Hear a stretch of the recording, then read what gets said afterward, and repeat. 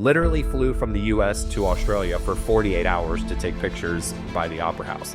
Some people say it's crazy, but it's like once you get that juice flowing, right? And then it's like, well, what if it works? So if you're just comfortable with being humble and asking for help, then you overcome 99.9% of all the challenges that you face by just being willing to ask. If you are a travel agent and you book your own travel, guess who gets the commission on your own travel? Right. You do. What is the absolute worst thing on the planet that could happen? List it out. We lose all of our money, or we don't make any money, or we're poor. Like, you plan it out. You know your skills and abilities, and so taking a risk on your skills and ability is really the first step. Hey guys, today's guest is going to be amazing. We have the Catlows in the house, Michael and Katie Catlow. I've known Mike for about probably 12 years or so, and Katie for the last 6 years, ever since they got married. And, ever since I've known Michael, he's been an avid traveler. And, every time I try to reach him, he's in a different part of the world. No wonder he formed this company, I Love Travel. Again, I don't want to steal the thunder. Listen to him and his story, and you will really love it. Watch the show to know more. Hello and welcome to Business Club. Hey, Michael and Katie, thanks for coming.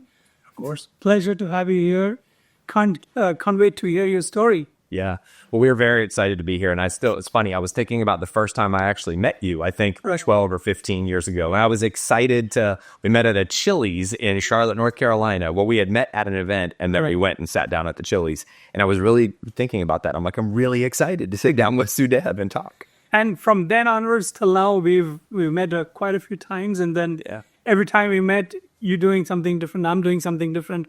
But you've been mostly into travel, and it's very hard to catch you because you're traveling around the world. Yeah. Well, you had messaged us, and we were actually on 3 back-to-back Caribbean cruises. So we were able to come to Charlotte for a few weeks and be able to do this. Cool. And so we'll get this started in a way. First, I'd like you to talk a little bit about your background. Maybe you can go first, and then maybe you can go next.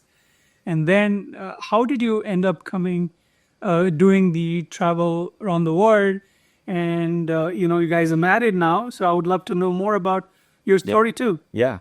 Well, I'll start with the entrepreneurship journey, because there's actually a travel component that starts when I think I was about 6 years old, but we'll come to that a little bit later. So nobody in my family ever really owned a business before. Nobody was ever entrepreneurial. And my sister started dating this guy who she's now been married to for 30 plus years. And he was an entrepreneur, and he wanted to have $1 million net worth by the time he was 40. He did it by the time he was 35.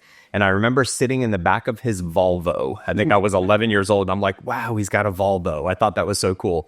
And he had owned a bunch of like gumball machines and vending machines. And he asked me to go pay for gas with these huge bags of quarters. Right. And I was like, where did all this come from? He goes, oh, I put this candy in the machine and then I leave for a week and then I come back a week later and I collect the money.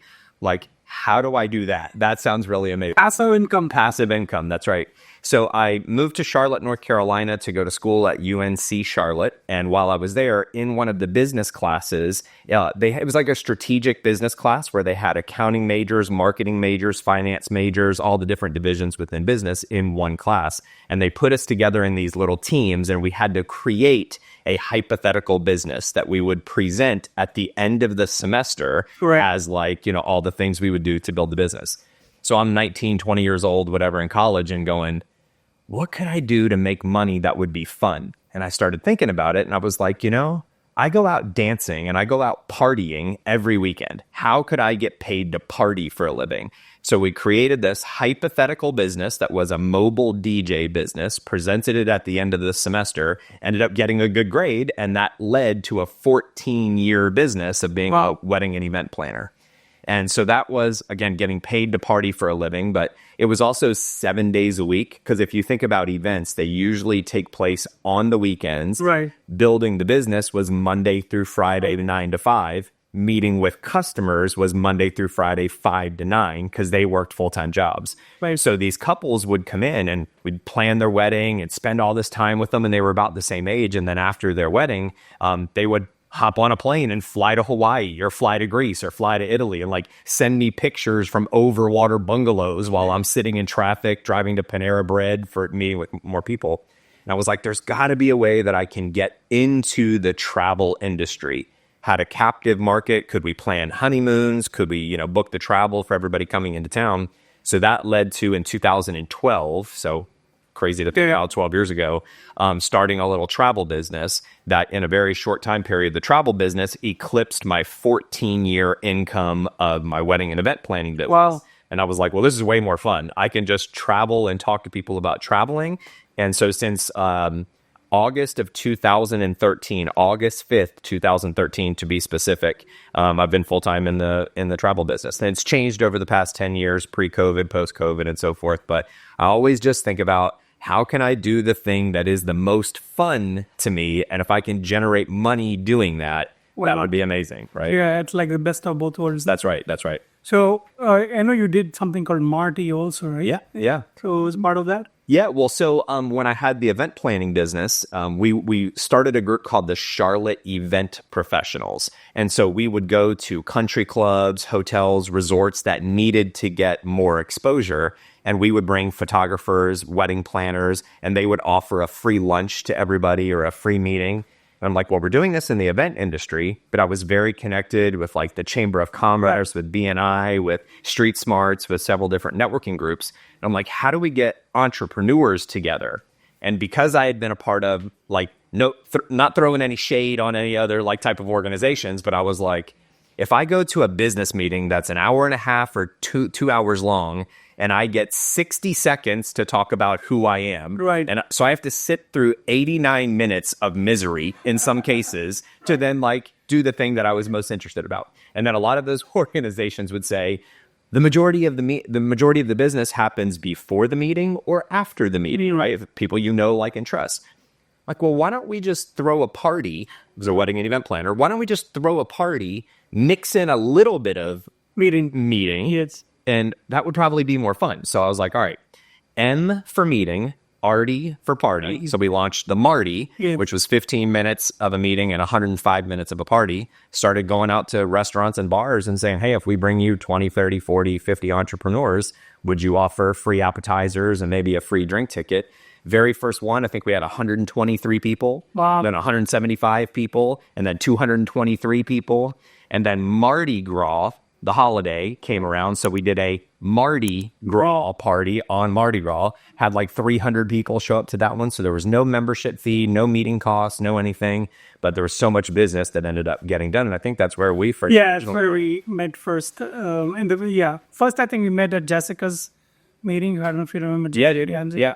And then we met at the Chili's and the Chili's, and the Marty. It was a late night. It was like 8:30 Chili's or whatever, I think. Yeah. Entrepreneurs don't sleep. Nah, not at all.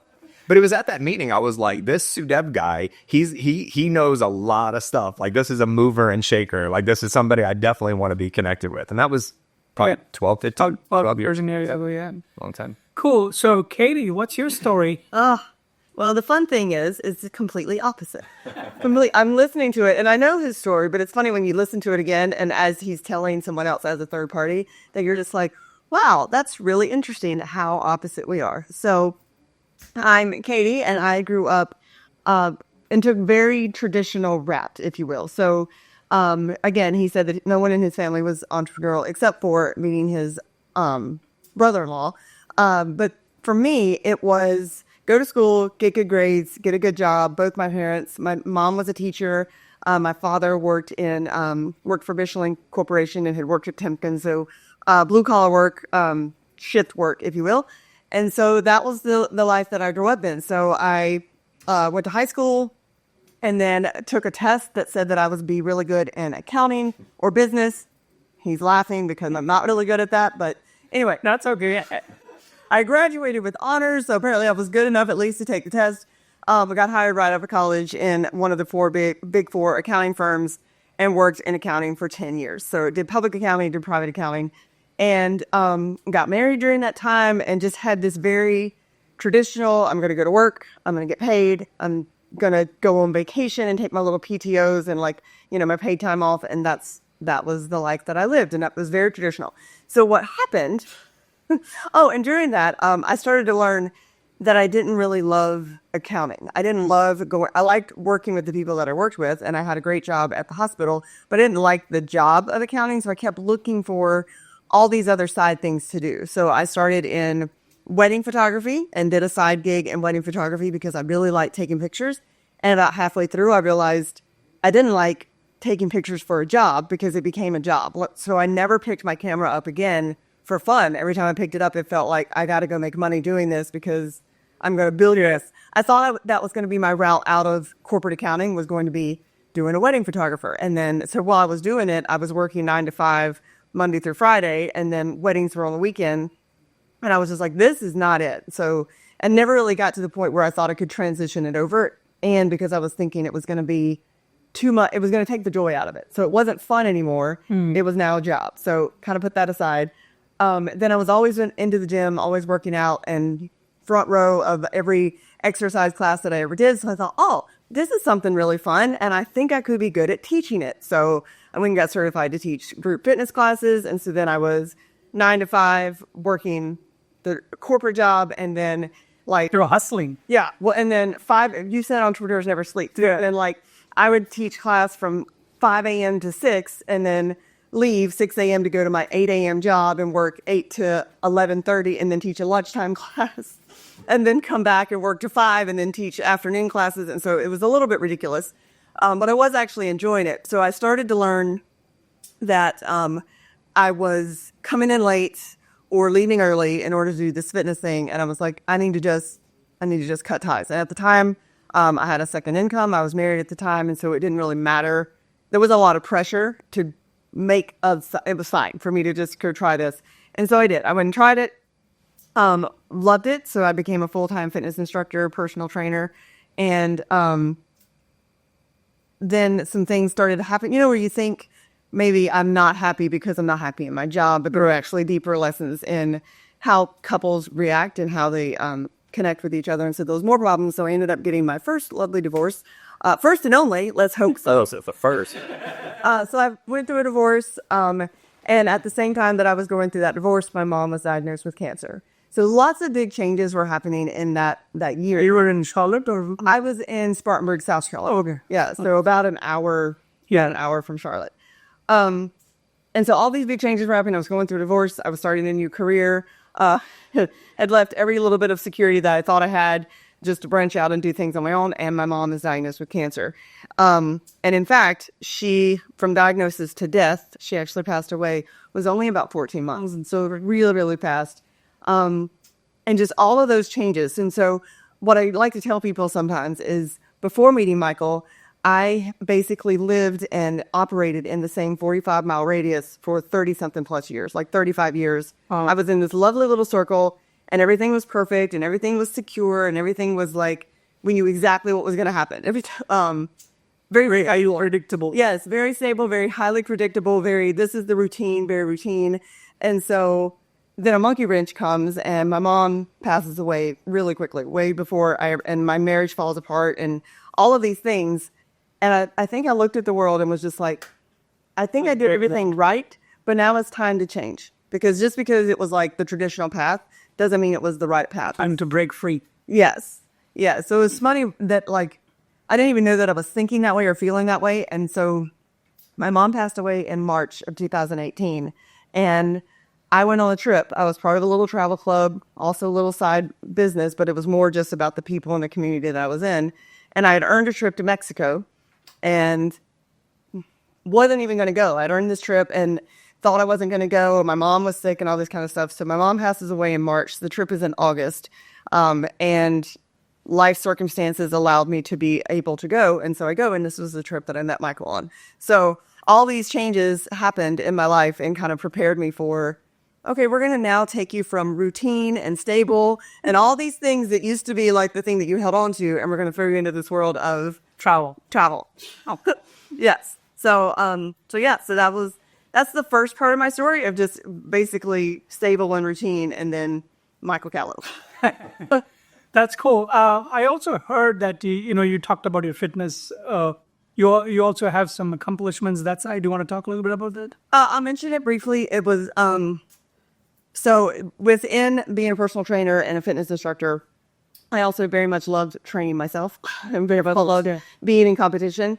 And so on a whim, someone said, have you ever thought about competing? I had not. And so I started competing in bodybuilding, bikini, fitness area. And once I started, I kind of got the itch and decided that I would love it. So 10 years later, I've competed in 20 plus shows. And if I finally earned my pro card, so I am a professional bodybuilding bikini competitor, I've put it a little bit on the back burner because for 10 years it was like right here, like right in my face and kind of blinders on. And that's the only thing that I focus on. And so we've earned it, and I can stay professional. I can be a professional as long as I pay the fee, if you will. And so I can go back to it anytime that I desire to, but it's cool. Yeah, that was the... So you were an accountant, then you were a photographer, and then you were a bodybuilder, and now you're a travelpreneur. Yes. That's amazing. Yes. She did a lot of the bodybuilding while we were traveling as well. Like, not the actual competition, but it was fascinating to watch, like the meal choices, the exercise, the routine, and all that, still prepping for the shows. Well, I did. When we lived in Mexico, I did travel to do that sort of shows in Florida. Yeah. Calls for a lot of discipline. Incredible discipline, which... Yeah. It's amazing. Yeah. Apparently I've maintained to hold on to some of that stability. Like, okay. Yeah. Yeah, and you guys got married about 6 years ago, is that right? March of 2019. 19, okay, just prior to, like 1 year prior to COVID. That's right, yeah. Okay, and can you explain a little bit about the marriage and the vows and things like that? That it's very interesting the vows that you've taken. Yeah. You want to start? Sure. So it was my language. So we were in, we actually came up with those vows before we actually did any of the saying or vows or before we even got married. So he proposed, and we were both part of a travel business, and we were currently homeless or home free, so we didn't have a home, and we were home free. We used to say homeless. People would be like, excuse me, and we're like, yeah, okay, home free. We carry it that language. So he proposed in the Dominican Republic, and we were on the beach, and they had this big, it's so funny, they had this big globe, like this life-size globe they had for one of the parties, and we were out and about in that area, and we decided that we were going to take pictures of my engagement ring and our hands together. And so I was like, oh, we should take it with our passports and with that globe in the background because we travel so much and we're part of a travel club.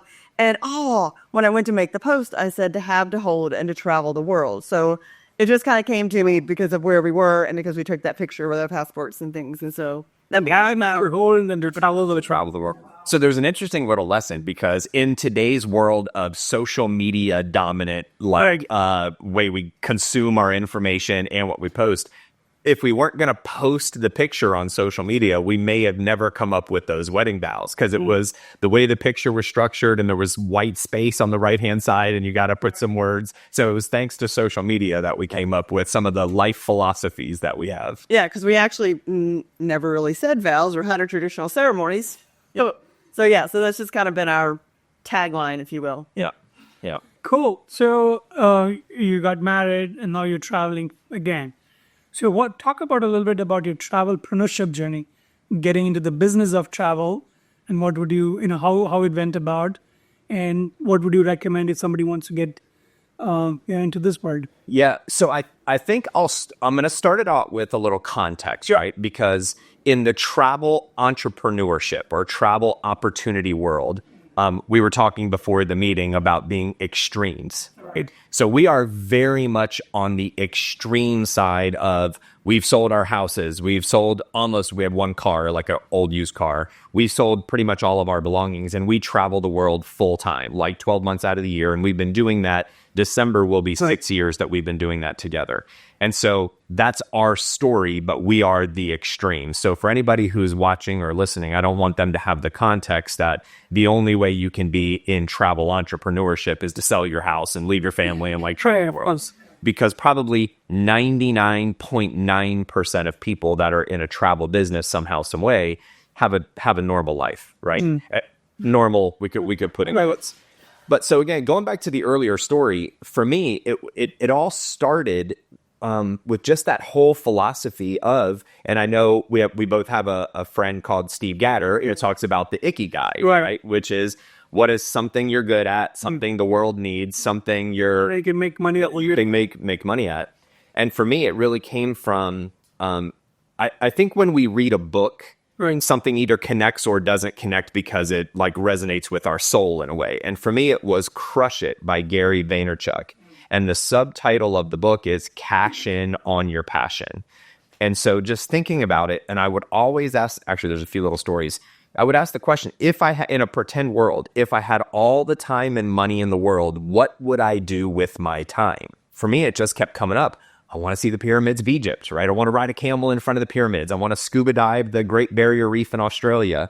And so this idea of I just want to go do a few of these things so I can either go make money doing something that I don't like and then do that, or something that I kind of like to then go do something that I really love and that I really want to do. But I think it's the question that is the most important. How can I do the thing that makes me the happiest and make money at the same time? And so that led into this travel entrepreneurship journey without knowing what the end result would be. Now, fast forward 12 years later, it's continuously evolved. So it's not even about the minutia of what business or which category of travel business it is. It's, do I want to travel and do I want to make money? And so from us, as we've helped other people as well, we've seen so many people, like literally 99.9% of the people we connect with in person, online, almost everybody loves traveling. Almost everybody would love to take an extra vacation per year or to disconnect from their already existing life. And so we just like, well, you can pay to do that. There's no problem. Like book your resort, book your cruise, book your Airbnb somewhere. But what if you could do it and also make money to cover the cost of that? Then it doesn't affect anything in your normal life. So we've just been on kind of a mission to help people who love travel turn it into some type of side gig or part-time business or even a full-time income if they desire, which again is a smaller group of people. Cool. So now that you got into the journey, how did you formalize it? What kind of services do you offer? How do you make money, literally? Yeah. That's the question. Yeah. So for us, again, our journey may be a little bit different than, the masses of people that are in the travel industry business. So we have a company, and the company name is actually the I Love Travel Company LLC, right? Go figure. And so within that, we have several different divisions. We have the I Love Travel Agency, which is where we actually started. That's just a full service travel agency. Somebody's like, hey, I want to take my family on a cruise. Can you get me a good price? Can you book your travel? How do you get your commissions? That's correct. Okay. Yeah, what most people don't know is if you go on anybody in the world, if you go online and you book your travel through any of the major online retailers, like if you book a hotel, that hotel pays that website a commission. If you book a cruise, that cruise line pays that website a commission. Right. Even if you go direct to the brand, like direct to Disney or direct to this particular cruise line, their internal staff still makes a commission on that booking. It's the affiliate commission, is that what it is? Well, there's a line item on the back end of virtually everything in travel that says commissions. So whether it's an internal person at that company who services the booking, or it's a third-party website like all the popular ones that people may go to, whenever that travel is booked, there's a commission paid. So if you are the travel agent on record, you earn those commissions or a percentage of those commissions. And so for us, when we book travel for clients and customers, they don't pay a premium. We get them the best price that's available because we actually have access to some extra perks and so forth. So they're going to pay the same price they would pay if they spent all the time doing it, or they're going to pay a lower price and we get paid by the vendors. So we just set up how many cabins did we just set up on that cruise? 42. We just set up a group cruise, 42 cabins, right? So that's 84 people at double occupancy.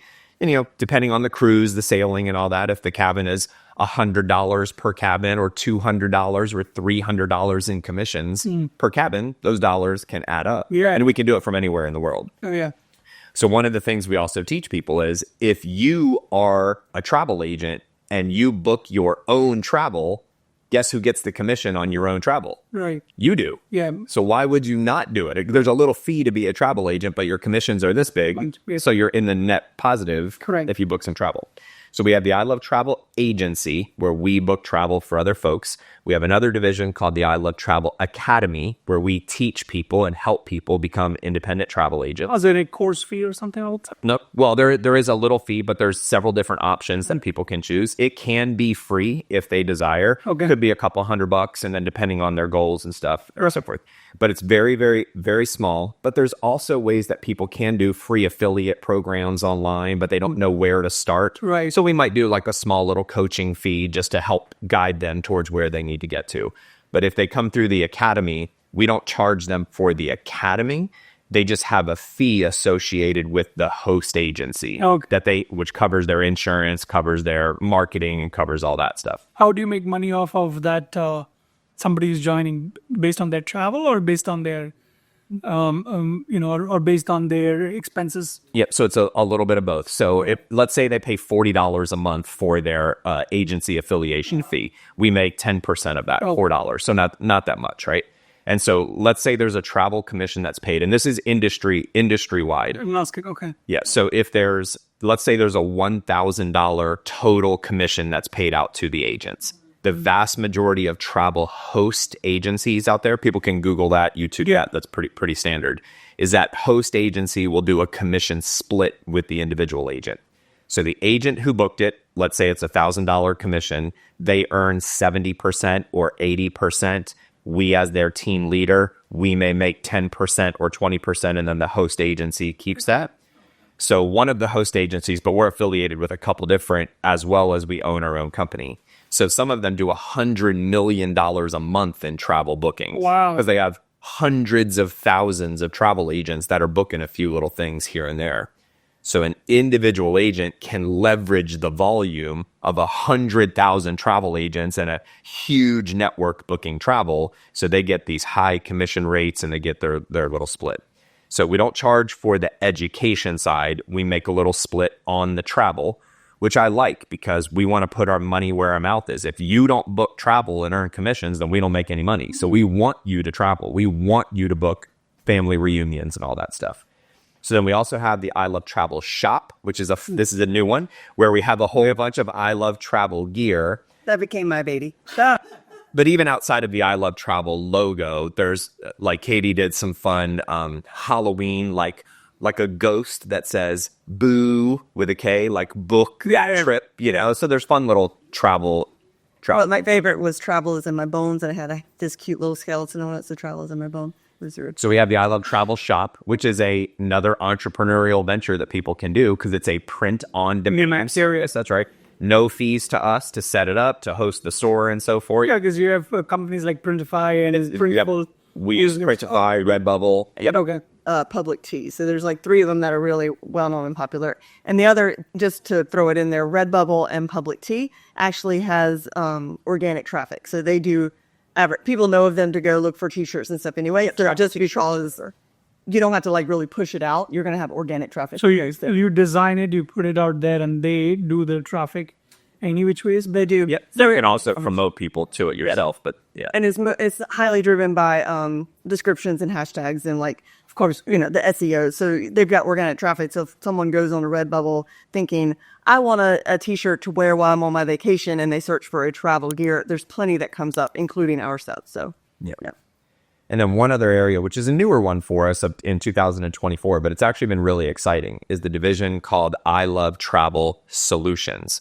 And so this is helping companies, organizations, private groups, and so forth that want to add travel components into their business model. Right. Where, again, 10 plus years, 100 countries, like all the experiences that we've had, we've been really helping some companies integrate different travel solutions into their business. Whether it's incentive trips, that's easy to do, like for your top producers. But then there's some technology aspects, there's some retention aspects that we do. So we do a little coaching and consulting with companies. Those are more larger companies, with lots of revenue and so forth that want to retain customers through travel. Interesting. So there's this diversity of income. Have you started seeing significant income in each of these verticals, or are you just starting to see in the, the print-on-demand side or the other side? Yeah. Agency side, which is your major? Well, the print on demand is the absolute lowest revenue at this point. But I'm our best customer. Yeah, of course. Yeah. But I mean, on all of our stuff. but we actually just launched that recently. Katie is really, really excited about that. So a couple of things from a business standpoint. Everything we do with the agency and the academy is pretty much B2C, so direct to the end user. The solutions is B2B, right? So the B2B fees are usually higher because there's more intensity. There's a whole bunch of other moving parts that are to it. So I'd say one of the more profitable, as far as time spent, dollars in, is our I Love Travel solutions. And it is the ultimate entrepreneurship, right? Do you want 1,000 individual customers, or do you want 2 or 3 companies that produce lots of customers through there? And so that's been newer since early 2024. And there's actually some juice in it. Like it feels good as well. But it also, like, I love sitting in a living room with somebody and talking to them about their individual travel goals, their individual like dreams, and how their family can take advantage of something. Whereas dealing with a company, sometimes you're dealing with committees and all of that stuff. So each comes with its pros and cons. But our agency, we book a lot of customers. Mostly cruises is what we do, but we book other things as well. So we book a lot of personal customers. We currently have, I think as of yesterday, we have 107 independent travel agents that we work directly with in the academy side of what we do. And then the solutions, we've got several companies that we have contracts and stuff with. And then the shop, we have sold 1 shirt. Thank you, Blaine, for being our very first customer. It's a start. It is. You got to start somewhere. Yes. Yeah. And it does take, so when it's funny because we were talking, when Michael was saying, when he was picking jobs, he was like, what could I do? What do I love to do? And how can I make money doing that? That was never the way that my brain thought. I always thought, I'm going to work over here and make a bunch of money. So that's why I chose accounting, because I knew I would get a job right out of college. I was capable to do it. So I would make money here. And then everything that I did for fun would just be on the side. So it's really been an interesting mind shift of just trying to think, what do I enjoy? Because the other thing too, I really enjoyed wedding photography until it became a job. And so everything that I thought I would love, I'm like, well, as soon as I start doing it to make money, it's going to shift the love. So there's been that fear to it. But it's been really interesting when we looked at the I Love Travel shop and I started creating and designing these t-shirts and coming up with these logos, like I felt alive. And it's almost to the point of, I mean, I would love for somebody to buy it, but I like doing it regardless. And it doesn't even cost us, anything to have the Printify shop. Like, we're not paying fees for it. So yes, I would like. And you can have your own designs whenever you travel. That's correct. Yeah. So it's been like a joy, passion project for me to just like, oh my God, look at this new design that I created that I go and tell him like a little kid saying, look at what I did, mommy. So yes, I would love for it to take off, but that is more just something that's fun. Yeah, you never know. It might take off maybe in a few months' time. Yes. Yeah. Cool. So you guys are married and you're basically on the road, traveling. Talk a little bit about your marriage and partnership and how have you been compatible with each other? I know you guys are extremes, but how has that helped in your business, and how has that helped in your travel and connecting with people and all that stuff? Yeah. You want me to start? Oh, yes, you start, please. And again, there's when you ask the question, I go kind of back and forth between telling our story while also trying to share it in a way that might be impactful for somebody. Absolutely. That's right. And so when we look at the world, and there's whatever it is, 8 billion people on planet Earth, and we all have our ups and downs, twists and turns, bumps and bruises, like excitements and fears and so forth along the way. I always just think about, if I was to look in the mirror, because we all have to do that, right? We brush our teeth, like we floss our teeth, we comb our hair, like whatever we do. And if when we look in the mirror, are we going to say, I'm happy with the choices that I'm making? Right. And so that's where everything really boils down, like for me, from a personal side, is take all 8 billion people on the planet out of the equation. I want to be able to look in the mirror and say, Michael Catlow, yes, like this is what you want to do. This is how we want to do it. This is how we want to contribute to the world. This is also, yes, how we want to make money. But for me, it's never been driven by the money. It's been driven by the cash in on your passion. Right. And as cliche as that sounds, right? If you love what you do, you never work a day in your life. Even though if you love what you do and it's a business, you work every day of your life, right? And there can be stresses and so forth in there. So from that aspect, if somebody really truly is like bought in or sold out, or what they do oozes out of their pores, whether it's working for somebody or entrepreneurship, it's never work, Yeah. right? It's passion. And so with that, travel entrepreneurship, I've looked in so many people's eyes, and when I ask them the question, if you had all the time and money in the world, what would you do? Easily 9 out of 10, their first gut answer is I would travel more, or I'd create memories with my family. And so part of it is with our marriage, like we want to be a live, living example of what is possible.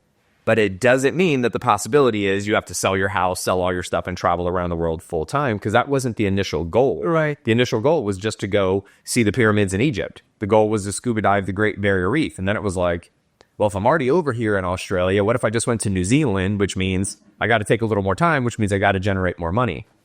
And so for us, we were, who were we talking with about the kite? Was that Dave and Oh, that was on the cruise with that couple, Herb and Ham. Herb and Pam? Yeah. So from a marriage and a travel entrepreneurship, we had a little analogy that somebody shared. So you can either be the kite that's like flying around in the sky all over the place, or you can be tethered to the ground. Right. Right. And so this first initial thought that this couple had was like, well, is Michael the kite and Katie is tethered to the ground? Is the string. And she says, And I was like, no, I'm not the string, because I don't have a desire to be in a permanent home. I don't have a desire to nest. I don't have a desire to be in one location. I don't need to be in a location for a year. I don't have any of those things. I'm the tail. I am literally the tail. you're not like until that's attached to the But it's just like, whatever, wherever you go, wherever you go is where I'm going to go. And it's so funny because he was joking on the cruise, and he would like turn one way and then turn another. And without even asking, like, where are we going? I'm just like, okay, we're going over here now. So literally the tail of the kite and not the string that gets tied down. So for us, like, as we've also studied a little bit of masculine and feminine energy, right? And all that. And so when we are the best is usually when I'm clear on where I'm going. Right. When we are the worst, it's when I'm foggy and like all over the place, because she's like, whatever you do, like, just bring me along and let's have fun. So she's like the tail that you want to fly. Yeah, tail. But like, incredibly accommodating, and if there's no wind for the kite, Yeah. then the tail is not very helpful. crash it over, right? So we're actually better when we travel. You said, like right before COVID, we got married. So Right. our first year together was 22 countries, like on a flight every 7 days. If you average it out, our second year together was locked together in COVID Which was crazy. in one destination. Right. Yeah, and I didn't even finish that line of just like, for 35 years, I was in the same 45-mile radius where I went to school, 45 minutes from where I had grown up in my childhood home that I had been in since I was born and raised, and then went to school 45 minutes away, and then got a job in that same area. And then the first year that I knew him, 21 countries in 1 year. So it's 22, sorry. Thanks.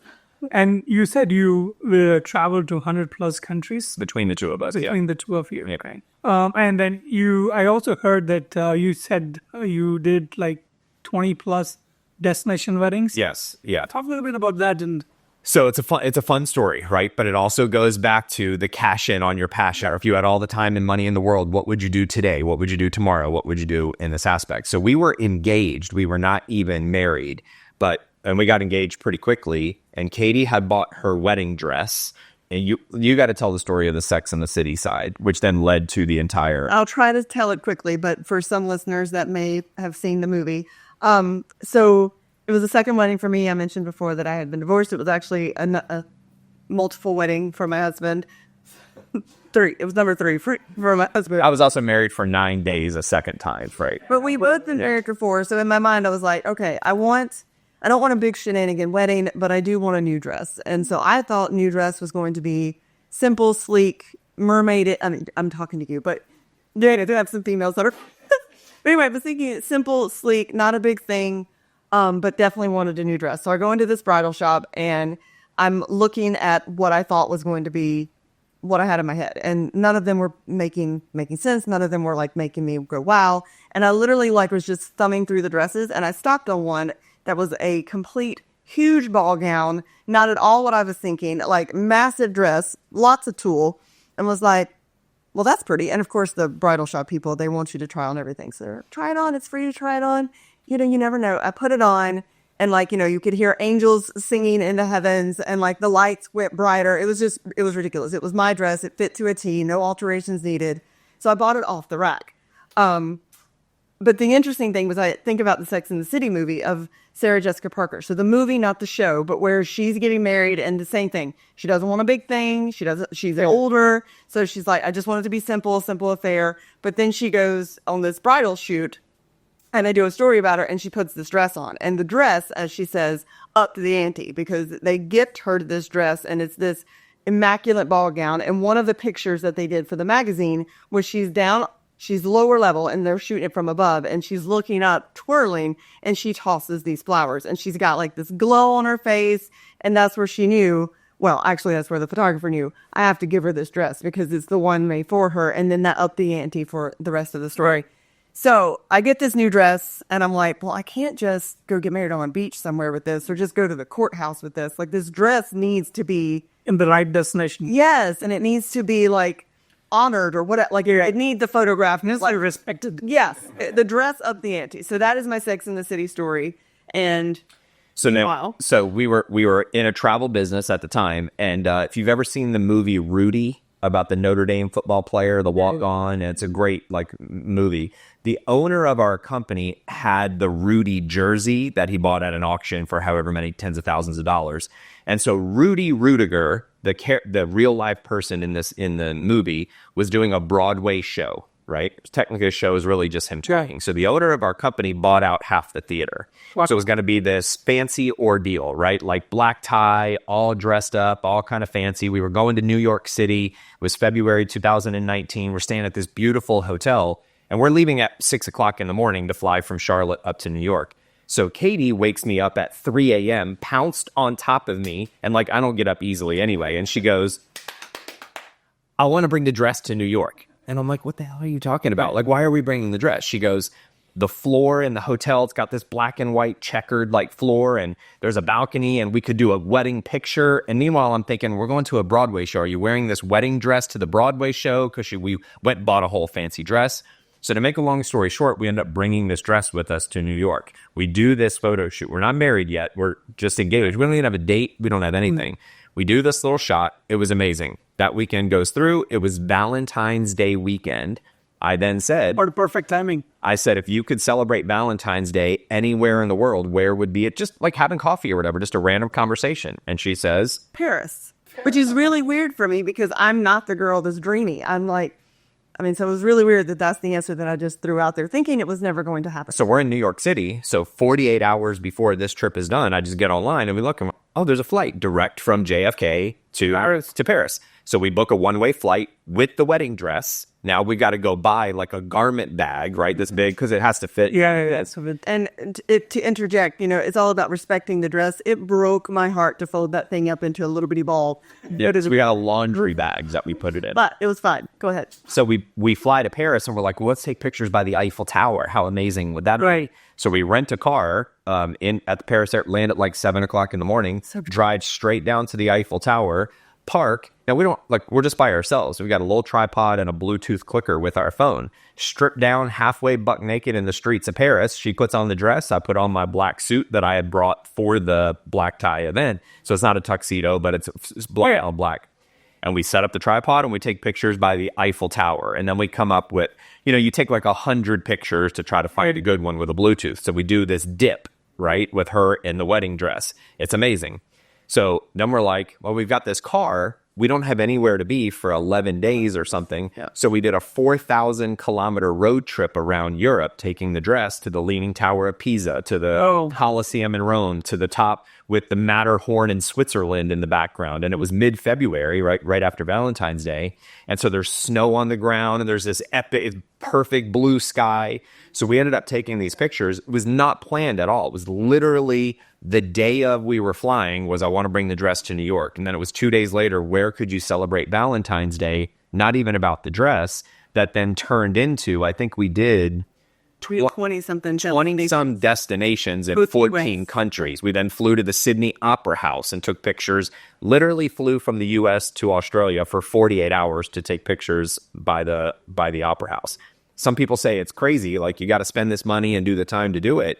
But it's like, once you get that juice flowing, right? And then it's like, well, what if it worked? What would be possible? What if we made the picture and that turned into like a book deal or something like that? Like Renaud like, great story. Follow the passion, follow the joy, like dig in and just do it. Because what if her mom had passed away? What if we get diagnosed with some rare form of something and we're dead 12 months from now? Would we have regretted not doing it versus regretted doing it? So that turned into these pictures all over the world. The interesting thing too, on like the practical side of it, for those that are listening, are like, man, but like, you know, if you do mind, go to, instead of the dreamy part of like, how much did that cost? Here's the interesting thing: is it was way less. Now your family and friends may hate you, but it was way less expensive to do these epic experiences than it is to do a wedding, or to do like a real full-on church wedding or outdoor venue wedding. And like have all the people come and have the cater and all that. It's like we have all these amazing experiences. And the interesting thing too, is I actually took the dress to get cleaned, and she's like, I've seen worse dresses from a reception that you dragging it through the streets of Europe. So when you think like, and the reason I share that is because that's been a lot of my hangups of like, but how do we do this? And instead of following the question of like, where would you go and what would you do and what is your dream, I go to the, but how do we do it? And the fact is that the money, like, it's less than. The money is not as much, surprisingly, it's less than what you would think to have your dream come true. There's another story about that with the Kentucky Derby that I thought was just astronomical, never going to happen. I'd never be able to afford it. And we actually made money doing it. So just changing that mindset, I think, is very I want important. to share one other quick thought, entrepreneurial-ish on there. There's usually, as entrepreneurs or as human beings, we can usually look back on things and find a few triggering moments in our lives, right? Like this was an impactful moment, or this was a book I read, or this was something. And when I read Rich Dad, Poor Dad as well, Robert Kiyosaki, and the Cash Flow Quadrant and all of those. But one of the biggest lessons that I took away was the difference between making a statement versus asking a question. I can't afford it. The brain shuts down. Right? There's no opportunity to figure out how. So I can't afford it is how a lot of people think, and how I've thought a lot in my life as well. But if you just go, how can I afford it? And you just keep, how can I afford it and do it in a way that is fun? How can I afford it where it's fun and I make money? How can I do it? And so that's kind of, I think, been underlying philosophy as well, is ask question. Do I want to? And then how can I in the best way possible? Yeah, I have a little bit of thought on what you just said about weddings. In my mind, a wedding should be it's a meeting of the soul. What we do traditionally is we do it to appease others.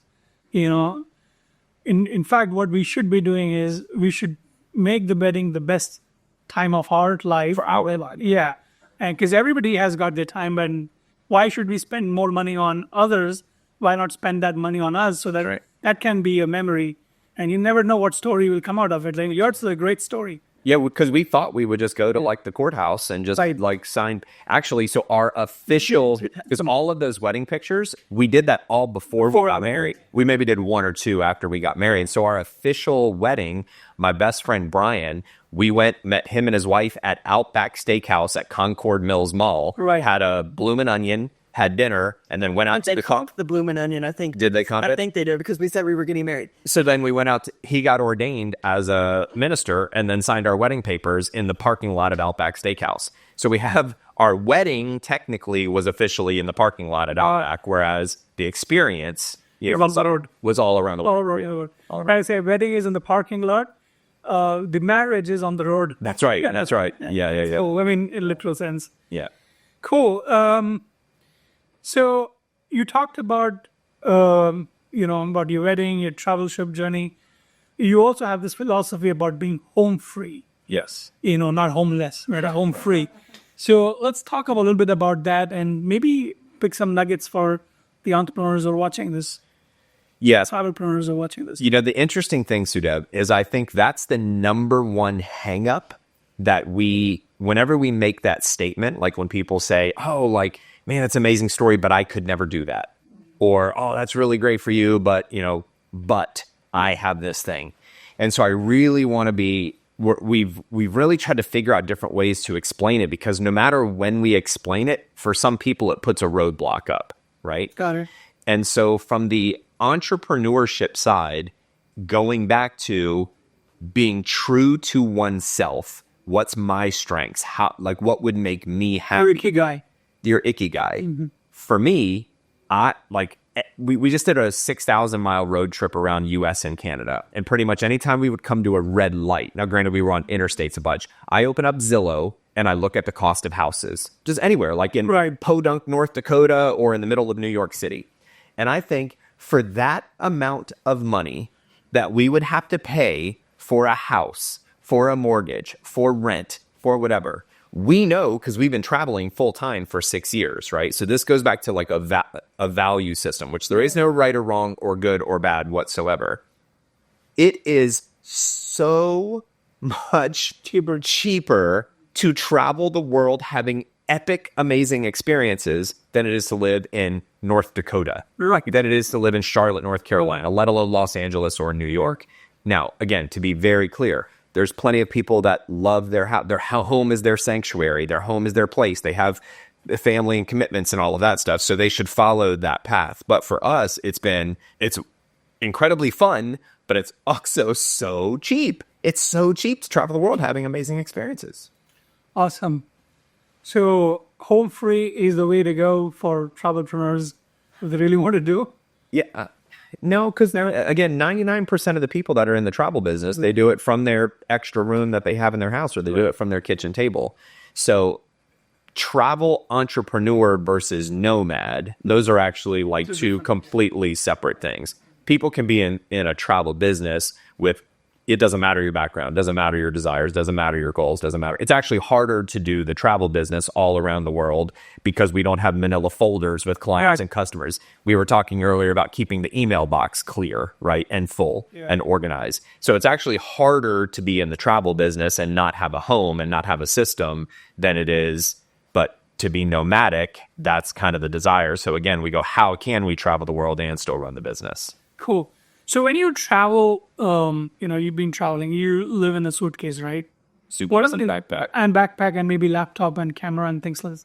What are some of the travel essentials that you recommend that people carry? Well, from a travel standpoint, I don't recommend you go to Kohl's and buy your suitcase or whatever. I recommend you go to the flight attendant or airline employee websites and buy airline employee luggage. Why? Fits. Yeah, the way they maximize the space and the durability. So you think about like a flight attendant or a pilot who's on a plane every single day, multiple times, whether there's lots of space or not a lot of space, the way they ergonomically design that stuff. So we have anybody can buy it? Yeah, you just like, you can probably even find, I forget the name of the brand, but we just... Is it a flight? It's got an airplane on the back, but I can't remember what it was called. Travel Pro? Travel Pro, I think it is. But so it's a flight attendant, like that bag designed for them. So that's one aspect. And that's whether you're traveling around the world full time or you just want to maximize your space for carry-ons and all that stuff. So that's one thing. Charging block.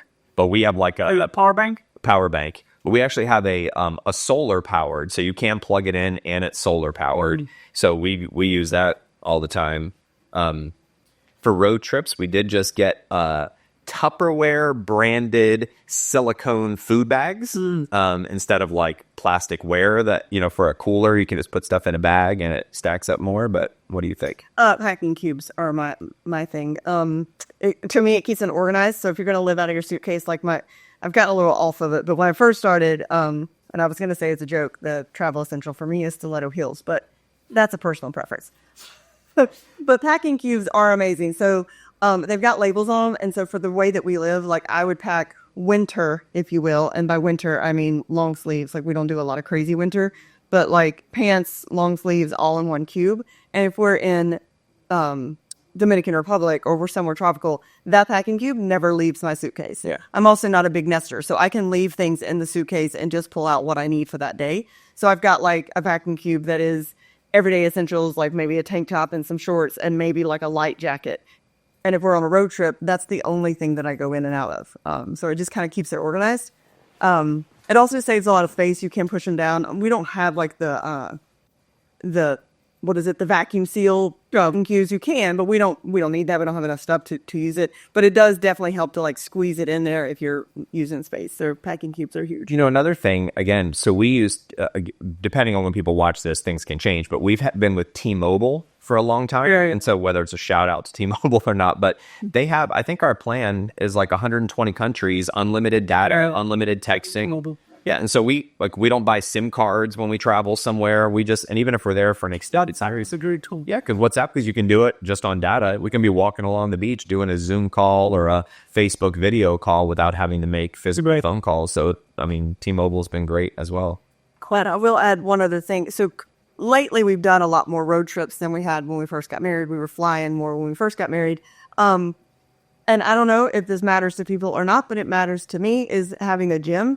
And Planet Fitness is amazing. They're almost in every 50 state. They're like, you can always find them, and it's $10 a month if you do the lower end, or what is it? You guys all have on 2025 or whatever. So 2025, and you can go to any Planet Fitness anywhere. So and you can bring a guest. So to me, like if you are wanting to do like the road trips, or you're wanting to travel outside of another state or whatever, and you want to have to not only the fitness, but I also enjoy them for like the shower. Because if we're driving somewhere, I'd much prefer to just go to a Planet Fitness and have a nice shower. We've done van life, we've done RV life, we've done fly life, we've done travel in hotels, we've done international. So we do it all. Yeah. So those that are thinking maybe, oh, I could never live out of an RV, or I could never live out of a van.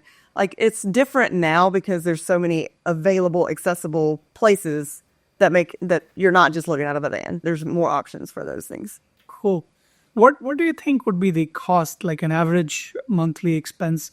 Let's say two of you are traveling around US. How much should you allocate so that, let's say if I know what my cost is going to be, I know how much money I should make to offset that cost. Yep. So again, it's really going to be relative to the person or to the family or to their desires, right? Because some people may be okay staying in a Super 8 hotel, whereas some are like, I'm not staying in anything less than the Four Seasons. So it really depends on, you know, a person's preference. One thing that's interesting about international versus in the US. So Katie was talking about when we did the wedding dress tour. So Colosseum in Rome. We stayed at the single hotel closest to the Colosseum.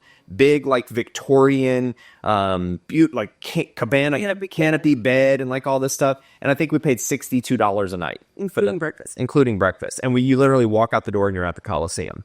So if you think about where you are in the United States, what hotel would you be staying in if you spent $62 a night? You're not wanting to stay at that hotel, right?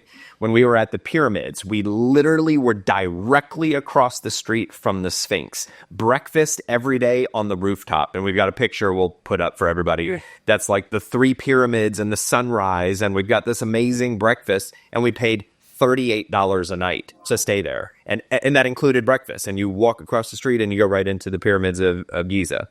So the U.S. is also different than certain places in international. And these are some iconic places, right? There's also the difference between fast travel and slow travel. So with things like Airbnb or VRBO, you can literally rent an apartment somewhere or rent a house somewhere with full kitchens and so forth versus staying in a hotel every night. So it really kind of depends. The one thing I'll give a real live example, though, to answer your question specifically. And again, this is going to be on the extreme side. Right. Okay. In 2019, now this is a couple years ago, but we'll use it as a reference. From January 1 to December 31st, we personally went to 6 continents, 22 countries, 6 world wonders if you took all the flights that we did through the year. So this includes all the flights. We were on a flight every 7 days. Now, we didn't fly every 7 days because we did a month in Brazil, a month in Mexico, and then like a couple quick. Average dunk, yeah. So if you took every single penny that we spent through the entire year, every penny, every little nuance, every new pair of shoes, every this, we spent about $70,000. That's on an epic side, right? So if we take 70,000 divided by 12 is what? 4,000, 5,000 a month. But that was 22 countries, 6 continents, 6 world wonders. Everything, that including the flight. That included buying cheese and crackers at the grocery store, internet, cell phone bills. That was every single Flight cost too. Flight cost too. So when I say that's a high side, right, that was for an epic year. Great. So let's talk a little bit about digress and talk a little bit about the travel industry and the trends, latest trends happening. Any insight into that? Yeah. Cruising. Yeah, you want to touch on? So I'll just mention that we just came off of 3 back-to-back cruises, which is unheard of for sure. But what we noticed was just the sheer amount of people that are on those ships, and just realizing, because we did do 3 back-to-back, so we were in the ports and out of the ports like within 2 or 3 days of each other, and just the sheer amount of people that are on the ship and then coming off the ship, and this is an everyday occurrence. So yeah, so cruising is big, and I think it's going to be even bigger. We were actually talking to a Royal Caribbean staff who was talking about their new island that they just purchased, and they're going to do a perfect day type of thing in Mexico. So they're expanding, and they have all these plans for new ships. They're bringing out new ships every single year. So cruising is big for sure, and it's continuing to get larger. Yeah. Yeah. Yeah, so I think again, the trends, there's a bunch of trends that are very unique to specific niche or niches, right? So in today's gig economy world, or in today's virtual world and more people working from home, there's I believe, I don't have the exact quotes on the numbers, but I believe the travel industry is actually larger now than it was pre-COVID. Right. Because people have saved money by not having to travel here or go to work here or go there. So then they're needing to get away from their technology. So they're going on more vacations and so forth. So then when it becomes the vacation itself, to Katie's point, cruises, some people love cruises, some people hate cruises, but the cruise industry there's new ships, there's new ports, there's new destinations, there's new experiences, there's new things that happen there. But then there's also the whole experiential side of travel. So there's folks that are so tired of sitting in traffic and going through the rat race and like sitting on their computer and doing their virtual work that they do, that they really want to get out, and maybe they are adventurous and they want to go kite surfing in Peru or Right. Peru, they want to hike the Inca Trail to Machu Picchu. So the trend, I would say, is the industry is booming. There's also a big trend in the do-it-yourself. This has been going on for a while with the advent of the internet and mobile apps. So there's some neat projects that we're a part of that are technology based, that kind of allows this hybrid of a do-it-yourself style of person to do a bunch of research, to do a bunch of bookings, to actually complete the bookings at the price that they want, while also still getting advice from travel influencers, travel advisors, travel agents. So there's some new technology that's kind of being developed with AI, right, that allows, because AI is great, but it doesn't do everything that a person may need. So there's some really neat things that are happening. It's a cool time to be alive right now. And in travel, it's a booming industry for sure. Cool. In our conversations in the morning, and you talked about your impact to the world, and particularly, you talked about creating a library in Africa. And can you talk a little bit about that? Yeah. So again, we've said this through the interview several times. We all have our ups, downs, twists, turns, bumps, and bruises along the way. And using just a metaphor or language or analogy from, I believe the first time I heard it was through Tony Robbins. But so there's probably a whole bunch of other people that say the same things. So apparently there's 6 human needs. You have a need for certainty. You have a need for uncertainty. You have a need for significance. You have a need for love and connection. You have a need for contribution, and you have a need for growth, right? So these 4 are like the needs of the person, and these are the needs of the spirit or of the soul. So I also believe out of 8 billion people on planet Earth, we all want to contribute somehow, some way, right? And this goes back to a person knowing themselves. For me, I love being a part of big, elaborate, storytelling worthy type of projects. And so this was 2012, through actually 2010 when we launched this organization called The Positive World, which was born out of a dark place. I was frustrated. I was confused. I was scared. I didn't have a compelling future. So I was like, I need to be surrounded by happy, positive people. So built this little thing called The Positive World, which in a very short time period, mostly through Meetup, we had 50 plus positive world, like positive Sydney, positive Charleston, positive Mumbai, positive Cape Town, had all these little organizations that started amongst themselves which also came from another book, The Starfish and the Spider, but that's another conversation. Entrepreneurs, all of you out there, like, implement the things that you learn. And so we launched this project called The Positive World, which was designed to make the world a more positive place. So then we launched this thing and said, okay, who's got a cool project that you're working on that we, as this community of thousands of people that want to make the world a better place, how can we contribute? And this random dude in Africa that none of us knew, but was connected through this thing in Nairobi, Kenya, said, well, hey, I'm building a library in this place called Huruma, which is a slum outside of Nairobi. And he goes, I've got 2 sons, and there's all their friends and all that stuff. And if anybody could donate your favorite book, and that's why, like, when I look out here, right? But I don't want you to just donate your book. I want you to write your name, the date, and a message, like leaders or readers or something. So that when the kids come in and they're like, I don't want to read today, I want to go play soccer, right? You go, well, it doesn't matter. Sudev in Charlotte, North Carolina sent this Think and Grow Rich and says blah, blah, blah, blah, blah. So maybe you should read this book, right? So what I thought was we make this announcement to the Positive World group. Who's got a book that you'd like to donate? Here's the story of why. I thought we were going to get this little box of books sent to us that selfishly significance, right? Going back to the human needs. I could feel significant by sending this little box of books over to Africa.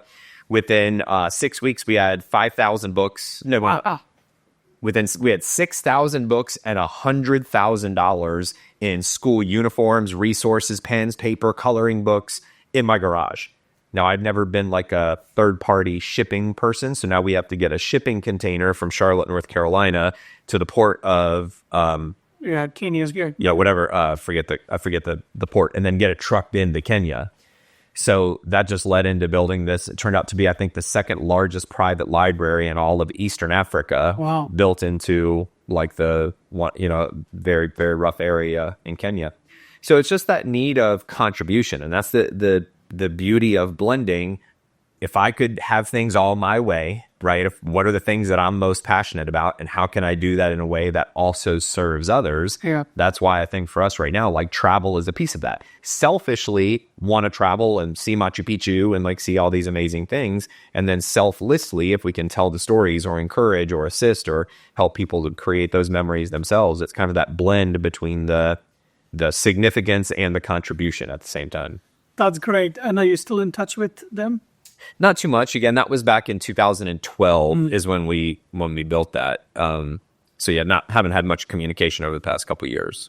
Cool. What are the challenges and learning experiences that both of you had as a travelpreneur, which you can actually help, can tell others that they can avoid, or, any cards on those? So the first thing is, again, I'm going to go back to the desire. If somebody has, and it doesn't matter if it's travel entrepreneurship or podcasting or whatever, if somebody has a burning desire to do the thing, they'll figure it out, right? Because everything's going to have challenges. Marriage is going to have challenges. Kids are going to have challenges. Traffic is going to be a challenge. So as long as that's why to me, it's like, are you willing to go through the challenge? Is the juice worth the squeeze? As kind of a cliche statement. And so from a technical, like, what are some of the challenges a travel entrepreneur may face, is there's a lot of computer work or a lot of it's not hard technology. So to give an example, again, I'm not sure if we're allowed to say brand names. So let's just say there's major travel brand that everybody's familiar with, either a hotel or cruise line, a theme park or something like that. The vast majority of those places have a customer-facing website. And then either if you scroll all the way to the bottom, there'll be a button that says travel agents, or they'll have a separate website that is hotel name / travel agents. So if you're used to booking travel online, so some people like doing that kind of stuff, right? Like researching this destination, this property versus this property, reading reviews. Katie does not like doing that at all. So it's kind of hard. Well, it's not as exciting to do that. She has skills in other areas. But if you can do it on a customer-facing site, you can do it on the travel agent site or on the travel entrepreneurship site. Or if you're doing travel influencing on social media, you got to be able to read your metrics and how long are people staying on your video and what's the best time to post.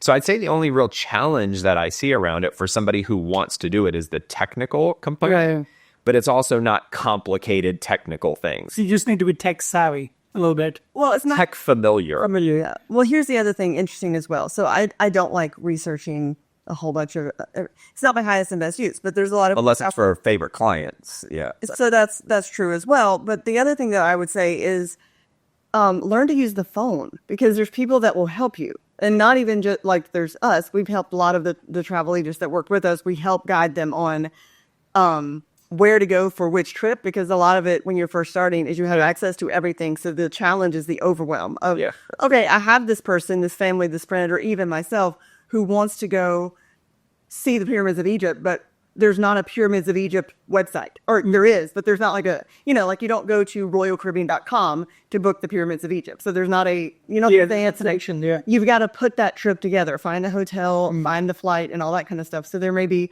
overwhelm on which site do I go to book that. And so what we help people understand is there's people out there that can help you, and there's customer. So as he was saying, there's the customer facing website that you can go to, like royalcaribbean.com. And then there's the website for travel agents, and they have separate customer service reps. They have a different number. So if you're just comfortable with being humble and asking for help, then you overcome 99.9% of all the challenges that you face by just being willing to ask for help and saying, I'm new to this industry, and I really want to make it a good job. I want to do well for my clients. Can you help me? And that takes out, I think, 99.9% of the challenges with how do I book this? Which button do I click type of thing. Can I outside of your travel entrepreneurs? So on that as well. So this is the power of like a business club, right? Where you're surrounded by other entrepreneurs that may not be in your same industry, but they're also in the same space or category of entrepreneurship. And there's probably only a handful of challenges that come up, like marketing, right? And then there's marketing as a travel agent versus marketing as a landscaper. There might be some different things, but that's the power of like being a part of something like a business club and being in an organization, in a community of people. And then to Katie's point, when I first started my wedding and event planning business, it started as a college project. So I was, if the correct word is humble, but I would go to social directors at country clubs and say, hey, I'm thinking about starting this DJ business. What advice would you give somebody who's thinking about starting that?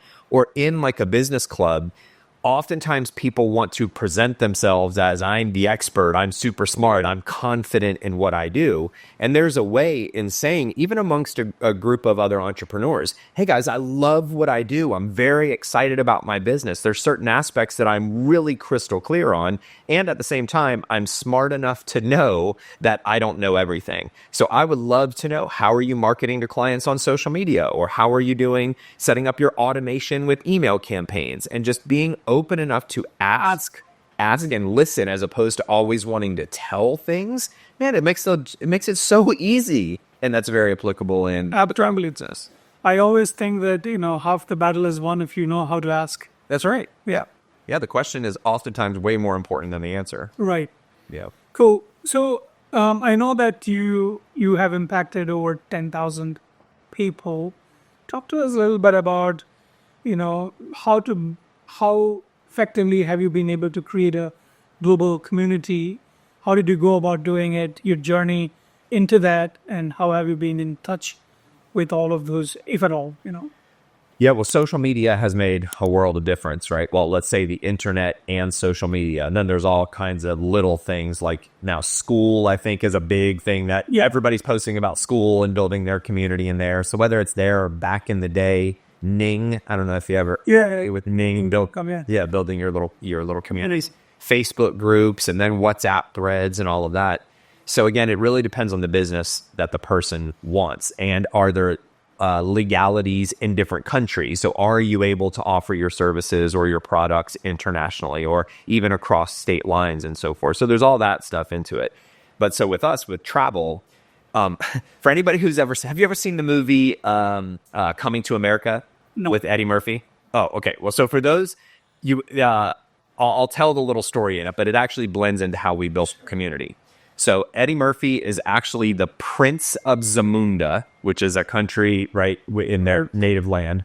but he doesn't want anybody to know he's a prince. Because he's got an arranged marriage and he wants to fly to the United States to find his queen. So he ends up in Queens, New York in like the 90s. It's a bad area, right? So he pretends that he is this like not a prince person, and he works at this place called McDowell's, which is a play on McDonald's. McDonald's, yeah. So he's in this fast food restaurant, and the daughter of the owner, so he's like mopping floors and all this other stuff, but he's trying to like get with Lisa, right, the daughter. And so he's walking by the office, and he's got his little mop, and he doesn't even pull the mop out of the bucket. He just kind of moves the bucket around because he doesn't know what he's doing. Right. And he's like, oh, he's a prince, right? And he's like, oh, Mrs. Lisa, do you need your garbage removed? And she goes, nope, it's empty. And he's, well, I can't do that. And he goes, well, when you think of garbage, you think of a king, right? That's his line to her.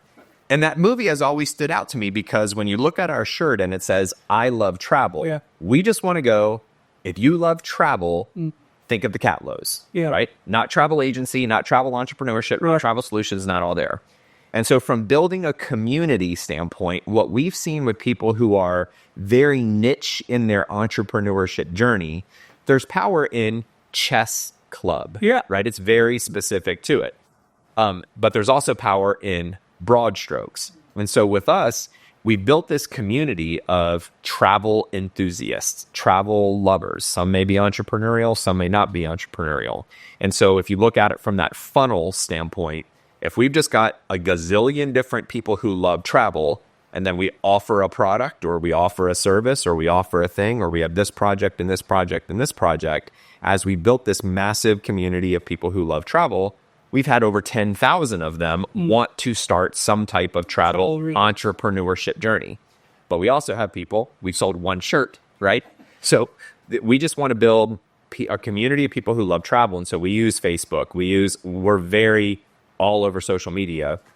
And so there's little tools, but those tools can change on a month-to-month basis. So it's really just been finding birds of a feather flock together, getting people of a like mind and getting them together, and then being able to offer on the back end products, goods, and services that fit that group. So question, I have a 22-year-old son, okay, Aryan. So if Aryan wants to become a travelpreneur, he's an aspiring travelpreneur, what advice would you give him step by step, leading into that, he wants to travel the world, but at the same time make a lot of money? I know you touched up on some of these things before. Yeah. Well, it's a great question. And as we sit here, for those who may not be able to see, there's some books on these on these little shelves. And so I'll start it with the first one, which is in the top right, which is Think and Grow Rich. Right. And if you've ever read the book, or if you've never read the book, right, there's 13 principles, I think. But the title of the book says it all. Think and Grow Rich. So if your son goes, I want to travel the world, I want to make money, and this is what I want to do, that's step number one. You have to think and then grow rich. And then as I come down this way, the next book is The Compound Effect. Yeah. And the subtitle says, Multiplying Your Success One Simple Step at a Time. And so again, if I go Think and Grow Rich, that's like the zoom out, the far future. Oh man, if I could travel the world, that would be amazing. But what do I do today?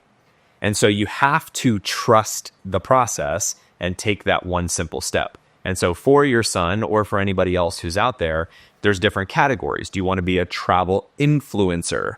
Do you want to be a travel content creator? Do you want to be a travel agent or advisor? Do you know technology? Do you want to build apps and stuff in there? So it's really, again, what do I want to do? How do I want to go about doing it? But if somebody wants to be a travel agent, it's definitely connecting with what's called a host agency that gives you a good vibe. Are they going to provide training for you, walk you through side by side, step by step, and do they pay a good commission rate and all that? So if I were to approach you, or if Aryan were to approach you, would you connect to the host agency, or would you recommend a host agency right off the back? We would ask a bunch of questions first, because there's probably, I don't know that there's 1,000, but there's probably 1,000 different host agents out there. Everything from small mom and pops ones that are very specific on, say, this particular brand, luxury river cruises, to larger ones. So we own our own host agency. There's other ones out there that specialize in different areas. So we have to know what that person wants to then be able to advise them and guide them.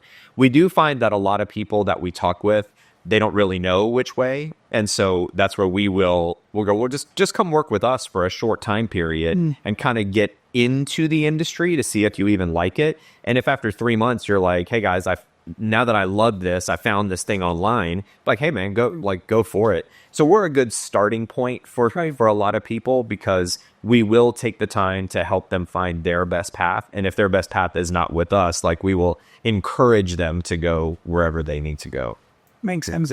But just along those lines, we've learned that a lot of, when he says we're going to ask a lot of questions first, so a lot of like our marketing, if you will, we were doing a lot more on TikTok, and a lot of that marketing is have the conversation with us. So we're going to start doing, we had one scheduled at the same time that we were going to do this interview of a TikTok live that's just a Q&A. So anybody can come to it. Anybody can show up, from random strangers to people that we know, of just ask your question. No question is a bad question. Ask your question on, what does the day look like in the day of the life, or where do I start, or what is this host agency? Because Michael has researched so many of them, and we're not married, even though we have our own, we're not married to the fact that ours is the best for everybody. So we're very open to, there's certain ones that fit your needs, and we're very open to just sharing that information with people. Absolutely. That's great. Also believe in karma, right? So if we do good for other people, whether we get rewarded from that person or not, like, if we do good, good's going to end up happening. Absolutely. So another question on the similar lines. If you were to, rewind about 12 to 15 years ago, when you really started your travel journey, what would you think would you have done differently to get to where you are? It's hard to do. It's hard to think that, right? The thing that I would probably say is to believe sooner that it's possible. Right. So even when I booked my very first one-way plane ticket, like, I read The 4-Hour Workweek, and he talks about doing about doing a mini retirement, which is not selling all your stuff and like traveling full time. It's go somewhere for a month. Yeah. Don't just go for 5 days and go to an all-inclusive resort. Like, take some time away, like live in a city and kind of live there. So I was like, I want to go to Mexico for a month. I love Mexican food. I love the beaches. I thought that was going to be the place I wanted to live forever. So it took a friend of mine probably 3 days. When I actually booked the ticket, it took her physically grabbing my hand and forcing me to hit enter on the purchase of the plane ticket, because I was so scared. Like, what if it doesn't work? What if this? What if that? And all my what ifs were, what if it doesn't? And she just kept saying, what if it did? Well, what if it does? Like, what if it does? What if it does? But what if it doesn't? But what if it did? Well, what if it doesn't? What if it does? So that would just be the thing, is just like, if there's a little flame burning in, a little spark somewhere, some way, you have to fan. You have to fan that flame. You've got to light that fire. I believe if everybody looks in the mirror and they look themselves dead in the eyes to the depth of their own soul, and they say, Michael, what is it that you really want? Or Sudeb, what is it that you really want? Or Sally, what is it that you really want? And they constantly ask that question. They know their answer. People know the answer of the things that they want. They don't give themselves permission to actually say it. Right. Now, they may need to tweak it a little bit and take one little simple step at a time. But if somebody wants to be in travel or traveling the world, believe it, and believe it sooner. So that's the only change I would have made thinking about it. How about you? You started this about 6 years ago, right? Yes, about 6 years ago. So I don't know. I guess I wouldn't change anything. So, because I had the same people. I had friends that are saying, you don't know this guy. You just closed up your apartment and boxed up all your things and decided to go travel the world. And I was like, and they're like, what if it doesn't work? And I said, but what if it does? So same thing. And the idea of like, and I will go to this. Like, Michael has told me a lot of times, and I forget the book. Who was the one that said, define your nightmare? Tim Ferriss. Was it Tim Ferriss? Okay. So defining the nightmare of like, what is the absolute worst thing on the planet that could happen? Like, what is it? And just like list it out. Like, okay, it doesn't work. We lose all of our money, or we don't make any money, or we're poor. What, like, you plan it out and then you look at it and go, it's really not that bad. Like, once you write it all the way out, because there's ways out of things. There's ways to go. Absolutely. As the story says, you can always go back home, or you can always figure it out. And so I think that's just been my attitude of like, whatever wherever the kite goes or whatever, there's always going to be a wind blowing and you can always figure it out. I mean, we're skilled, capable, intelligent people, which most of the people that are looking at this or looking at travel or looking at entrepreneurship, you know your skills and abilities. And so taking a risk on your skills and ability is really the first step. Can I ask you to share one other quick thing that goes along that? So also keep in mind, Sudeb, there is a difference between travel entrepreneurship and being a nomad, right? So they're not interchangeable. They're completely separate things. So something that is in place now, especially with an interview like this, and when Katie met me, was not as prevalent 10, 11, 12 years ago, was I had already been traveling full-time for 5 years when I met Katie. Yeah. So you had that confidence because you knew somebody that was doing it and could kind of help. So before there wasn't podcasts and there wasn't like all these stories of people saying this was my pitfalls and this was everything there. So how that made it easier for you. So I reckon it to relate it to the 4-minute mile. Like before anybody had cracked that zone, everybody thought it was impossible. This is as fast as people have ever run. And when the first person did it, now everybody does it. Yeah. And now the standard is so much lower because people have seen, oh, well, if he can do it, so can I. And there's another cliche statement or another statement that is said of there's people out there that are way less qualified than you. That's right. Doing what you want to do. Like, because they just had the guts to go out there and jump forward and do it. They're like, I'm going to start a podcast and I don't know what in the world I'm doing. I don't even know what equipment that I'm going to use, but I'm going to buy it and I'm going to set it up and I'm just going to start with the first interview. Like this. So they're just going to go. Meanwhile, there's others that are like, man, I'd love to have a podcast, but I don't know this and I don't know that. And they focus on the things that they don't know versus just ready, fire, aim. Yep. So if you are ready and you have, as he says, like the little aim in your heart, then just do it. Just do it. Because the thing is you're going to learn along the way. And whether you look back and go, man, I would have done this differently. We're all going to have that because hindsight is 20/20. But the fact is that you can either be this far ahead looking back saying I would have done this differently, or you can still be on this side going, what if, I wonder. That's a good point. And it's better to just kind of jump in and go. And to his point, there's so many books and people out there that are doing it that have made mistakes that you can learn from without doing the same thing. So go do it. Definitely do it. So I know you've traveled around the world, 100 plus countries. Have you visited India? Not yet. It's on the list. It's on your list. Yeah, let me know when you want to go and I'll probably hook you up with some destination. Yeah, for sure. There's people out there. Yeah, absolutely. That's right. That's right. My brother, I don't know if you have you met my brother before? Ramesh? I don't know that I have. No, okay. So he married an Australian and they take time to travel at least once a month. 1 month in a year somewhere. So this time around, they went to Rajasthan in India. I think first leg of the trip, they went to the west side. They went back home, celebrated Diwali yesterday. And now the next leg, they're going to the east side. Nice. So, and India is, again, a vast country with a lot of travel opportunities. Maybe you should go for like 2-3 months. Yeah. Plan it that way, and you can stay at my house. Yeah. Well, my college roommate, Dan, who's been a friend for almost 30 years now, his favorite long-term travel that he's ever done was in India. And I think he was there 2 months. His favorite part was on the north, up in the mountains. And so he now lives in New York City, and he's like, oh, it's so horrible here. I don't know if I should be saying that, but he's like, it's so horrible here. I wish I was back in India. His favorite long-term travel has been India. It's so different in India because down south you have the water, water houses and things like that, and houseboats and mountains and all of that. And the up north you have the desert and the Kashmir, which is Kashmir is like, they call it the heaven on earth. So that kind of, where you have the Himalayas, all of those are up north. It's great. Yeah. I will let you know for sure. Yeah. In fact, one of the guests who are coming to our podcast next week, her name is Indu. Her company is called Industrex, or Industrex. I think I've met her. You probably met her, yeah. Yes. So she lives in Charlotte, and she takes women and travelers to different mountain ranges like Machu Picchu and Base Camp and all of that. Yes. Yeah. So I'll connect you to her again. Yeah. Trying. Yeah. Anyway, coming back to your future plans, what's the plan that you have, or you have not planned anything?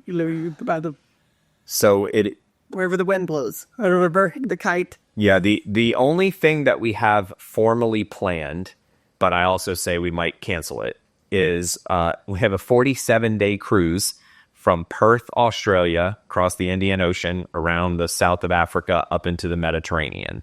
So 3 continents, 47 days. It will be epic. It's on Princess Cruise Lines. We love Princess. So it's part of their world cruise tour, one of the big sections. And then before that, we may go to Australia and rent an RV and drive around Australia, possibly Australia and New Zealand. But I have this like weird balance of the second we book something, I wonder, what am I going to miss out on? Right? Because there's always an opportunity cost. You do this, but it means you miss out on this. And it doesn't mean one is right or one is wrong.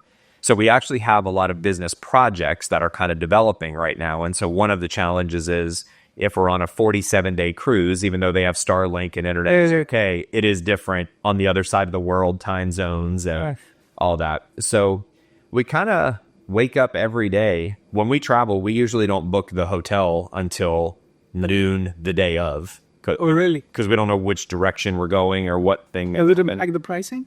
No. No, not much. No, not really. Maybe with flights, you book a flight way in advance. But so little tips as well. So in our travel academy, we haven't paid for a flight in years and years because we use credit card points. So we'll do again, to be real cautious, pay off your credit card, don't get into debt, but we have a whole bunch of strategies and tactics that we use there. I'll sign up for a card, we'll do the initial spend, get the big bonuses, then I'll refer the card to Katie. I get referral points, she gets the new card, we spend our expenses on there. So there's ways, it's how can I do this? And then there's always answers that come about. So we have a 47-day cruise planned with the possibility of an RV trip around New Zealand and Australia. But we don't know if that's actually gonna happen. We're definitely in the travel business space, so there's all kinds of projects there that are kind of developing. Are you planning to start a podcast or maybe something of that sort? Yeah, we've done a lot of a podcast, how one may define it, versus also just creating content, right? Yeah. So we are definitely currently creating content and have been creating content, and some of that content has been interviews with travelers and travel people and so forth. So from a formal podcast standpoint, I'm probably the person that Katie was saying. There's the type that say, do we have the right equipment? Da da da da. And she's like, could we please go ahead? Do it. So we've got some great mics and stuff, but we probably will create more long form content here in the future. We've been guests on other podcasts, which has been good. But yeah, we are content creators, and a podcast is a part of it. That's a big part of the content creation is going to be a big part of travelpreneurship journey. 100%. As it's going to be monetizable as well. So. Yep. We've actually we're thinking, I'm thinking Katie's in agreement with it, but we're actually thinking about starting an entirely new channel, which is from start to how to become a paid travel contest creator. Because everybody who puts content out now, they're all saying this is how we did it. And it's like stories of the past, but you're not getting the data behind the scenes. And they're selling a course. So we want to walk you through the journey of like from day one. That's what we're doing. Yeah. Because we've not been paid to create any content yet, but we've made money on the back end. Yeah. But literally showing people. We did get one offer, but it was nothing related to travel. It was very interesting. So I'm like, do I do that? I'm not really sure. So that's part of the story too. Of like, we were approached on this like health and wellness product, but anyway, so just wondering, like, do you do that because you're going to learn the lesson and get the, you're going to get the experience and get a small paycheck, but doesn't matter if it doesn't really necessarily fit your brand and where you're going. So just an interesting. So we might document the whole journey of doing that, and that'll create its own long form stuff, but it'll be day-to-day type things. Yeah, that's great. Yeah. So we're almost towards the end, and had some rapid fire questions. So you get ready. Not too many. What's your favorite country for food, and what's your favorite country for destination, and why? Food, Italy, for sure. I'm a pasta girl. Bring me all the bread. And their bread and their pasta is different. So Italy, 1,000 was New York stuff. Yeah, it's so different. So Italy is for food, for sure. And destination was the other one, just in general. So Greece would be my favorite. We've both done Santorini, and Santorini is the only island that I've done. If we do the 47-day cruise, that would bring us more islands. But we've also done mainland Greece, which was amazing. I thought I could live here. This would be wonderful. Cool. Yep. So also for food, I'd include Mexico in the food. I love the food in Mexico. Spicy? Yes, but also just the flavors and all the stuff. So also on destination. So Santorini, Greece is one of the most spectacularly beautiful places in the world. But then flip it to something like the pyramids in Egypt is so iconic and so overwhelming in a positive way. So I'd say the pyramids of Egypt and Santorini, Greece. Oh, very good. What's the strangest or the funniest experience that you've had in your travel so far?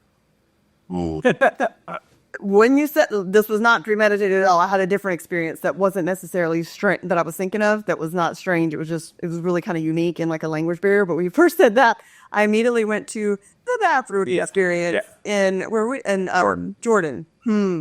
So bathrooms bathrooms are different around the world for sure. So this was actually in the airport, crazily enough. So we had gone to Petra. Oh, that was Barcelona. In Barcelona. Oh, you're right. That's right. So Petra. So 2 stories. Apparently, I have bathroom stories. So Petra was interesting. So we went in there, and I had to go to the bathroom before going. And I think they had a bathroom attendant that was handing out like toilet paper, not toilet paper, but things for that aspect. And I didn't see her or didn't think anything of it. And I get into the stall. I'm like, well, this is interesting. And so that was experience number 1. And then experience number 2, which was Barcelona, same thing. In the airport. In the airport. No toilet paper. I think they did have it on the wall. You were supposed to get it who does that? Supposed to get it ahead of time before going into the stall, which I did not see, did not know. Nobody was around to help. And I was like, well, I'll just use what is on me and leave something behind. So got super creative. But now we have, and you go back to your travel as an tip. We always travel with a roll of toilet paper in our backpack. I have had to use it. We've had it for like 6 years now. We have like the emergency toilet paper for sure. So yeah. So Anything from your side? no. Well, I've gotten speeding tickets, parking tickets. I'd driven down wrong way streets because I didn't quite read the signs correctly. Right. So yeah. Did you have any language barriers? Yes and no. There's always Google Translate, so we use Google Translate a bunch. So we've definitely been in places where we didn't speak the language and they did not speak English. But Google Translate has always gotten us through for whatever we need. We never had any problems. We did have a story where we thought we were buying almonds, and we were actually buying it it was in a can that looked like it would be nuts. Yeah. And so we thought we Google translated it with the phone and said, "Oh, almonds," but it ended up being some kind of like breast milk paste something. It was ridiculous. So we opened it up and it's all the powder stuff. So that was one situation. Yeah. We did have to, I'm not going to name the countries and I'm not going to name any of that, right? We did have to bribe a border patrol officer driving from one country to another country that we didn't know our car insurance did not cover that. Oh, wow. But so we did have to bribe, literally like just cash in an envelope, here you go, and let us through. So we bribed a border patrol officer in one country. Yeah. That's cool. Well, it's cool. It was worried because we had to go in and then we also had to come out. And at the coming out, nobody stopped us. But on the coming in, it was also late at night. We think this officer is used to doing this. He knew exactly what the tourists were doing. So he just wanted a little money. Cool. So what's your dream destination? Still for me, it's Machu Picchu in Peru. I've had it number 1 on my list for like 15 years. And it fascinates me that I still haven't been. So it's one of those things I want list. It's definitely top of the bucket list, and to maybe hike the Inca Trail, the 4-day, 3-night kind of trek, as opposed to just going and taking the train up. Right. I think I have a little concern that I've built it up so big in my head that I'm going to be disappointed when I get there, but I also don't think that'll happen. So also with Peru, I think there's a lot of other stuff in South America that we would want to do. So we've actually talked about if we don't do that 47-day cruise, that we may do a slow travel and hit like 8 countries in South America, including Peru.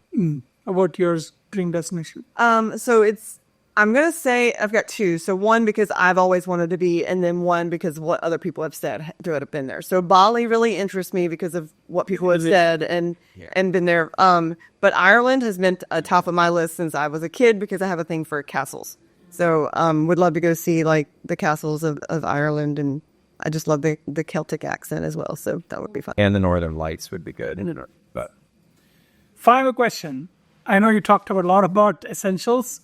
What was your favorite essentials that you would carry when you're traveling? Katie? Aww.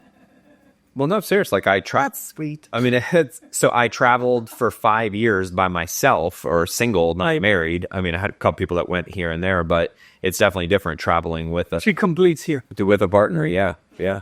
Because the kite can't fly without a tail. That's right. That's right. It's like the direction. Yeah. That was really sweet. Thank you. Did you have another? But also like a good, again, depending on the travel, a good comfortable backpack that is helpful. And we just use I think we got ours at Staples, they're not like a camping backpack or whatever, but our backpacks have been a lot of places and interchanged with a lot of things. But, And this is more a mindset than a thing per se, but just, knowing how to pack and like basically knowing your own essentials. Like, what is it going to be to make you comfortable? Is it a good pair of shoes? Is it the backpack on the back of so a lot of times, and the thing that we learned is, in Europe, like if it's Venice, like those streets are really difficult to drag a rolling suitcase. Same thing with Santorini. They're up and down, and it's just really difficult to carry like a rollerboard. So if you can pack in a way that like, oh, we're in this city and now I can just go to a backpack, and being able to make that transition quickly is helpful. So that's more of a mindset of just like, what do I need tonight versus what do I need for like a lifetime of travel, if that makes sense. Right. And being able to leave things in the car if you park somewhere or leave things. So I think being flexible would be the thing that I would say is my most valued asset. can I enhance my answer? I was going to say, can I change my answer? But then change was like, I said Katie and all that stuff. Yeah, enhance it. That's good enough. But I do think this is key. And it's not just in travel. It's in travel, it's in relationships, it's in business, it's in everything. When you said the right mindset. So with traveling in particular, it's being open to whatever happens, right? So just as a quick example, the 3 cruises that we just did, the first cruise, my mindset the day getting off the cruise, the little things like having to wait in a line, the little things like my card not dinging on the thing and having to go like pay the final little tip bill or whatever that didn't process automatically. I was so like pissed off. I was so like, it impacted me such in a big way because my mindset going into that little bit was crappy, right? So with traveling, there's going to be lines, there's going to be people, there's going to be changes, there's going to be like food, there's going to be whatever. So just having a good, open mindset. Yeah, mindset makes a big, big difference. That makes a lot That was of a great sense. answer. Yeah. Well, Michael and Katie, the Catlows, it's been a pleasure having you here. I've enjoyed everything that you talked about. I'm sure the people who are listening have learned quite a bit, not only from your travel experience, but also as a travelpreneur. You've learned some names of the books and some really, really interesting anecdotes. Yeah. So I appreciate you coming. I hope to have you again. Of course. Yeah, we loved it. We're super excited. And we're always, everything you've ever been a part of, I'm like, I want to be a part of whatever Sudev is doing. And Business Club is exactly in that same space as well. Thank you so much. And thanks for having. And wish you all the best for your, 47-day? 47-day cruise, yeah. Look forward to, hearing more stories. And I'll keep following you on social media. Yeah, awesome. All right. Thank you. Thank you. What a great conversation I had with the Catlows, Michael and Katie. What a great journey. They travel the world, they have fun, and they make money while doing so. If you like to do the same thing, get in touch with the Catlows.